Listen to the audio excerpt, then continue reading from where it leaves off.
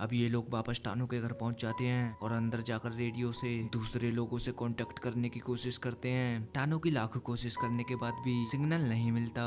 टानो कहता है कि रात को एक बार फिर से कोशिश करेंगे। मेरी ये समझ में नहीं आ रहा कि बाहर सब लोग मारपीट पर क्यों उतर आए हैं। तभी लूकस कहता है एना ठीक कह रही है, क्यों ना हम इस शहर को छोड़कर दूर चले जाएं। टानो कहता है कि मैं कहीं नहीं जाने वाला और तुझे कैसे पता वहाँ पर हम यहाँ से ज्यादा सुरक्षित रहेंगे। कि तभी बुआन कहता है टानो हम दोनों क्लारा को ढूंढने जा रहे हैं, क्या तू हमें अपनी कार दे सकता है। टानो कार देने के लिए मना कर देता है, कहता है कि उस कार पर पहला हक उनका है जो यहाँ है। तभी लूकस खिड़की से देखता है कि उनकी ओर कोई आ रहा है। अब ये लोग जल्दी में जाते हैं क्योंकि उनका गैराज खुला हुआ था। उस आदमी को ऑफिस में लाकर चेक करने लगते हैं। तभी उन्हें पता चलता है ये तो बनी तो है, सामने के हार्डवेयर स्टोर का मैनेजर। बनी तो बोलता है कि मोहल्ले के लगभग सारे लोग मर चुके हैं। बनी तो कहता है कि हम मदद करना चाहते हैं, हमारी एक टीम है जो लोगों को खाना पहुंचाने में मदद कर रही है और हम चाहते हैं कि तुम हमें अपनी कार दे दो जिससे कि हम और भी ज्यादा लोगों की मदद कर सकें। लेकिन टानो कार देने के लिए साफ इनकार कर देता है। टानो उन लोगों को मदद की जरूरत है। टानो कहता है कि वो तो हमें भी है और ये कार कोई जादू ही नहीं है, चलती है क्योंकि पुरानी है। वैसे तुम्हारी जानकारी के लिए बताऊं, पुरानी कारें अभी भी चल रही हैं। ये लोग आपस में बातें कर ही रहे होते हैं। तभी ओमार उस गाड़ी को लेकर भाग जाता है। अब मात्र एक यही गाड़ी काम कर रही थी तो वो लोग गुस्से में थे। लूकस देखता है कि बुआन और एलिना निकलने वाले थे। इनग्रिड भी साइकिल के पहियों पर वायर बांध रही थी ताकि साइकिल अच्छे से चला पाए। कहती है कि मुझे अब किसी पर भरोसा नहीं है, अब मुझे यहाँ से निकलना है।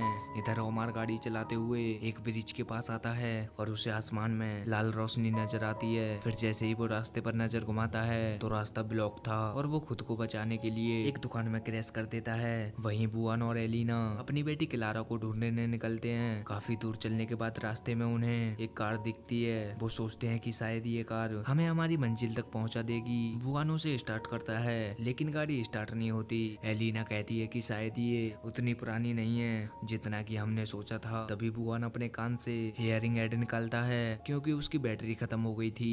एलिना उसे ये सब करते हुए देख लेती है और कहती है कि तुम ये सब कब से पहन रहे हो। वो कहता है कि यही कुछ 4-5 महीनों से, परेशानी की कोई बात नहीं है। तभी वहाँ पर एक गाड़ी रुकती है। बुआन और एलिना छुप जाते हैं और वो लोग गाड़ी को चेक करके वहाँ से चले जाते हैं। जैसे जैसे रात होती है हवा की स्पीड बढ़ती जाती है। अब ये लोग सुपरमार्केट में घुसकर चोरी करने लगते हैं। टानो अपने से मार्केट में हुई लूटपाट की आवाज सुन पा रहा था। टानो को डर था कि यही लोग उसके घर ना आ जाएं। एना कहती है कि क्या हो रहा है वहाँ। लूकस कहता है पता नहीं, पर मुझे लगता है एक दूसरे को गोली मार रहे हैं। एना कहती है अभी से लूटपाट शुरू कर दी और वो इस तरफ आए तो क्या करेंगे हम। टानो कहता है कि यहाँ नहीं आएंगे और अपने भी तो उनके लिए तैयार रहेंगे। इसके बाद वो फिर से रेडियो चेक करने लगता है। कहता है कि मैं अर्जेंटीना से कांटेक्ट करने की कोशिश कर रहा हूँ, कोई हो तो जवाब दो। अगली सुबह बुआन क्लारा के स्कूल तक पहुंच जाता है। एक जगह उन्हें स्टूडेंट की फोटो नजर आती है जिसमें क्लारा की दोस्त लूना थी। अब ये लोग प्रिंसिपल का ऑफिस ढूंढने लगते हैं ताकि वहाँ से लूना का एड्रेस मिल जाए। इधर इनग्रिड गाड़ी को लेकर टानो के घर आती है। अंदर जाकर वो सभी को बताती है कि उसका भाई मर चुका है। कहती है उसमें उसी का दोष है, उसे अपने भाई के काम को करने के लिए नहीं आना चाहिए था। बाकी लोग उसे समझाते हैं कि इसमें तुम्हारी गलती नहीं है, किसी को क्या पता था कि ये सब हो जाएगा। टानो कहता है कि तुम्हें बाहर कुछ अजीब तो नहीं दिखा। इनग्रिड कहती है बाहर सब कुछ ठीक है सिवाय मेरे भाई के मौत के।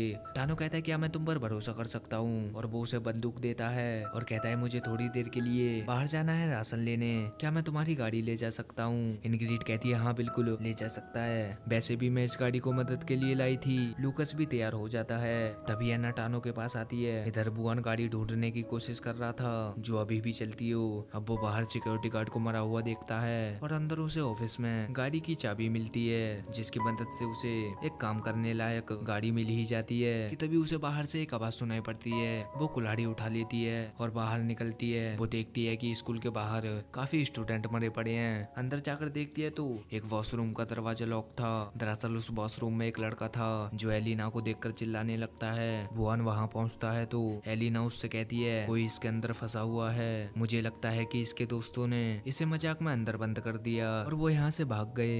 बुआन कहता है कैसे दोस्त हैं, और वो गधे अभी कहाँ हैं। एलिना वो लोग अभी गार्डन में हैं। अब दोनों उस लड़के को बाहर निकालते हैं। वो लड़का कहता है कि उसका नाम पब्लो है। बुआन उसे समझाता है कि देख बच्चे बाहर कुछ बहुत बुरा हुआ है, तेरे दोस्त तुझे लेने नहीं आ सकते क्योंकि वो मर चुके हैं, और सुन तुझे हमारे साथ चलना है तो मैं जैसा कह रहा हूँ वैसा कर। लेकिन पब्लो को बुआन की बात पर विश्वास नहीं था तो वो उसे धक्का मारकर वहाँ से भाग जाता है। तभी वो बाहर बाहर आकर देखता है तो उसके सारे दोस्त मारे जा चुके हैं, जिन्हें देखकर वो रोने लगता है और कहता है कि कैसे हुआ ये सब। एलिना कहती है किसी को कुछ नहीं पता, हम तो यहाँ अपनी बेटी को ढूंढने आए थे जिसका नाम क्लारा है, क्या तुम इसे जानते हो? पब्लो फोटो देखकर कहता है कि मैं तुम्हारी बेटी को तो नहीं जानता, पर इसके पास बैठी लोली को जानता हूँ। बुआन कहता है पर इसका नाम तो लूना टिफानो था। पब्लो कहता है हाँ, पर इसे स्कूल में लोली कहते हैं। मुझे बंद करने वालों में से एक इसका भाई भी था, अगर मैं इसका पता बताऊं तो क्या तुम मुझे मेरे घर ले जाओगे? बुआन हाँ कर देता है और उसे अपने साथ लेकर चला जाता है। इधर लूकास और टानो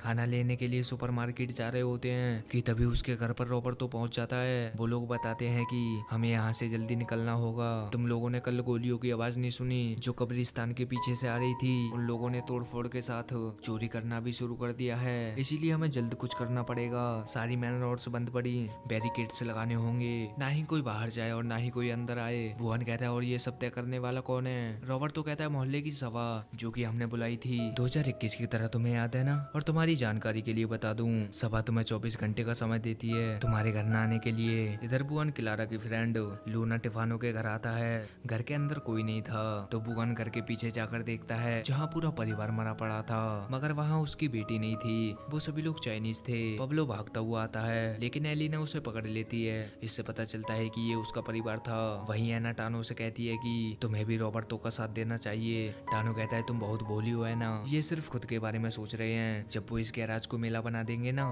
तो रोते हुए मेरे पास मत आना। और जानती हो इनकी नेकदिली कितने दिनों तक चलेगी? सिर्फ 2 हफ्ते।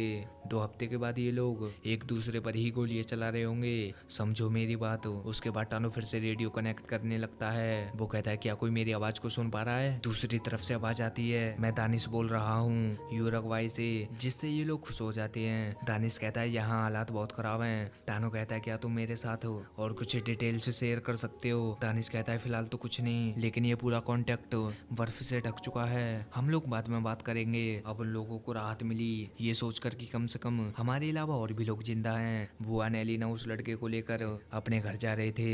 एलिना कहती है बुआ ने इस बच्चे को बहुत तेज बुखार है, इसीलिए टानो के यहाँ चलते हैं। बुआन कहता है इससे कुछ नहीं होगा। एलिना कहती है ये अकेला है, इसका कोई नहीं है, ये हमारी जिम्मेदारी है। बुआन ये सुनकर गुस्सा हो जाता है और कहता है क्या सबका ठेका ले रखा है? एलिना कहती है अगर इसकी जगह अगर हमारी बेटी होती तो तुम उसके साथ ऐसे ही पेश आते? सामने उसे फार्मेसी नजर आता है तो वो लोग मास्क और सूट पहनकर उसके अंदर जाते हैं। एलिना पब्लो को दवाई देती है। इधर बुआन एक दवाई पीने लगता है कि तभी बाहर एक लड़की दरवाजा खटखटाने लगती है। वो प्रेग्नेंट थी, कहती है कि जल्दी से दरवाजा खोलो मुझे बहुत दर्द हो रहा है। कि तभी एलिना बिना कुछ सोचे समझे दरवाजा खोल देती है। वो कहती है कि मेरा नाम जूलियट है और सब तो एक नाटक था। उस औरत का पार्टनर अंदर आता है और बंदूक की नोक पर उन लोगों से गाड़ी की चाबी मांगता है। बुआन चाबी दे देता है। वो दोनों उन दोनों को एक बाथरूम में बंद कर देते हैं। एलिना बुआन को परेशान होता देख कहती है कि तुम वो दवाई क्यों पी रहे थे? क्या प्रॉब्लम फिर से शुरू हो गई है? बुआन कहता है कि पहली बार बर्फ में गया था तब से हो रही है। फिर वो दोनों पब्लो से रिक्वेस्ट करते हैं दरवाजा खोलने के लिए। पब्लो दरवाजा नहीं खोलता, कहता है कि अब पता पड़ा बुड्ढे कैसा लगता है। बुआन गुस्से में कहता है कि एक बार बस तू दरवाजा खोल दे, फिर देख मैं तेरी कैसे बैंड बजाता हूँ। लेकिन एलिना एक माँ की तरह कहती है कि बेटा दरवाजा खोल भी दो। पब्लो तुरंत दरवाजा खोल देता है। बाहर आते ही एलिना उसे गले लगाती है। इधर टानो छत पर जाता है ताकि वो एंटीना को ठीक कर सके और ब्राजील में किसी से कांटेक्ट कर पाए, मगर वो देखता है कंपास ठीक से काम नहीं कर रहा, कंपास में गड़बड़ हो चुकी है। वहीं बुआन पब्लो और एलिना पैदल आगे बढ़ते हैं। चलते चलते ये लोग स्टेशन के पास पहुंच जाते हैं। बुआन पहले जितने सर्वाइवर से मिला था उन्हें चेक करने के लिए अंदर जाता है, लेकिन अब तो वहाँ पर कोई भी नहीं था, शायद सब लोग मर गए। इसके बाद वो तीनों टानो के घर लौट कर आते हैं। इनग्रिड खिड़की से देखती है। बुआन कहता है कि ये क्लारा नहीं है, ये पब्लो है, इसको बहुत तेज बुखार है, इसीलिए मेरी मदद करो। ये पब्लो को अंदर ले जाते हैं। तभी बुआन देखता है कि ये सब क्या हो रहा है। लुकस बोलता है कि हम लोग आयरलैंड जाने की तैयारी कर रहे हैं। टानो बोलता है कि हम लोग यहाँ से टाइगरे के लिए निकलेंगे। बुआन टानो से कहता है कि तूने तो कहा था तू अपने घर को छोड़कर जाएगा ही नहीं, तो अब क्या हो गया तुझे? टानो कहता है कि यहाँ कोई मदद करने नहीं आने वाला, क्योंकि अर्थ की मैग्नेटिक फील्ड बंद हो गई है, इसीलिए कंपास पहले जैसे काम नहीं कर रहे। वैसे भी ये पृथ्वी वो पृथ्वी नहीं रही जिसे हम जानते थे।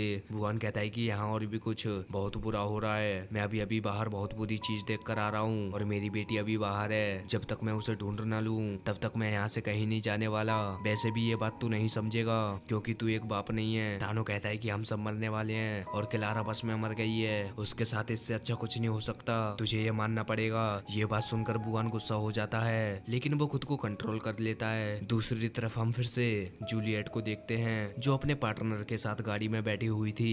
ये लोग खाना खाते हैं, म्यूजिक सुनते हैं और लड़का पेट्रोल भर रहा था। तभी उसे एक आवाज सुनाई देती है और एक बहुत बड़ा मिनिस्टर कीड़ा नजर आता है। जूलियट गाने का मजा ले रही थी, तभी गाड़ी जोर से हिलती है और क्रीचर उस पर हमला कर देता है। उसकी गाड़ी पलटकर एक गड्ढे में गिर जाती है। दोस्तों, इसी के साथ हमारा दूसरा पार्ट खत्म होता है। मिलते हैं कल या परसों तीसरे पार्ट में। तब तक के लिए जय हिंद, जय भारत।